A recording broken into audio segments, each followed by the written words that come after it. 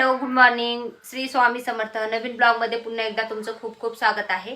आज आहे कार्तिकी एकादशी, तर मी जात आहे आळंदीच्या देवाच्या दर्शनाला.